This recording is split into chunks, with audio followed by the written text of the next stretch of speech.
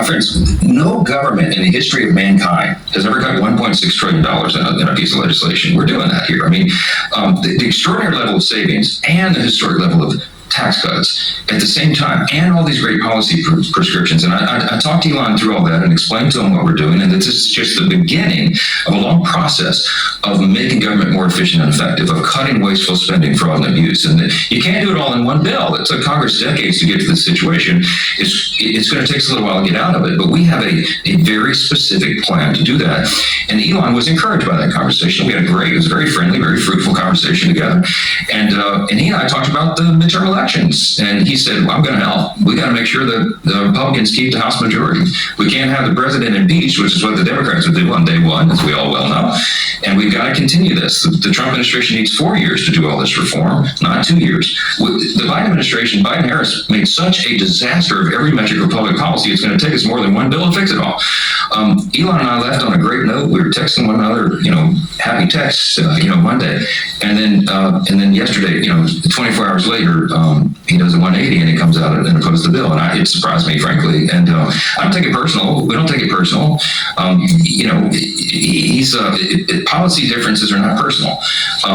I think he's flat wrong. I think he's way off on this, and I've told him as much, and I've said it publicly and privately. I'm very consistent in that. But am I concerned about the effect of this on the midterms? I'm not. Let me tell you why. Because when the big beautiful bill is done and signed into law, every single American is going to do better. This bill is geared for middle and working class Americans, and they are going to feel the effects of it, and they're going to feel it before the midterm elections. So I have no concern whatsoever. I'm absolutely convinced that we're going to win the midterms and grow the House majority, because we're delivering for the American people and fulfilling our campaign promises, and we'll see how that happens. Second row, yes, ma'am. What is the second reconciliation package? What would be in that second package once we get to it? I'm not going to tell you that this morning. It's a great question. No, yeah, let's get the first one done. Leader's been around Washington a while. Look, I said this is the beginning of a process, and what you're going to see is a continuing theme of us identifying waste, fraud, and abuse in government, which is our pledge of common sense, restoring common sense and fiscal sanity.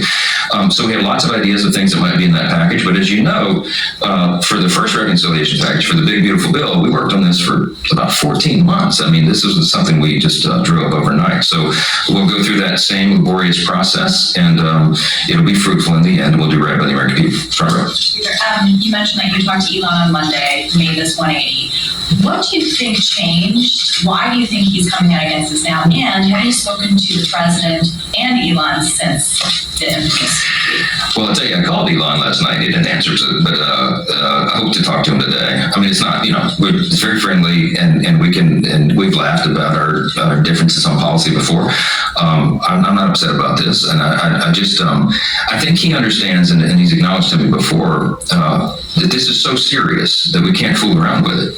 I mean, the debt cliff is approaching very quickly, right? All the things that are in this bill are so important for the U.S. economy. It's going to be jet fuel for the U.S. economy. All boats are going to rise, and the sooner we do that, the better. And the risk of not getting it done is enormous, not just for the Republican Party, but for the country. We got to do this. We're going to have the largest tax increase in U.S. history at the end of the year if we fail, and all the other calamities that we've talked about. So we've got to get it done. And I think this as a data analyst and a scientist, and I'm looking at it as a constitutional law attorney and a legislator and his novice historian, right? But this is about more than saving money. This is about restoring the framers' original vision for the Constitution. The framers of our magnificent form of government, our matchless Constitution, what they envisioned, and in fact what they designed, was a small, lean federal government.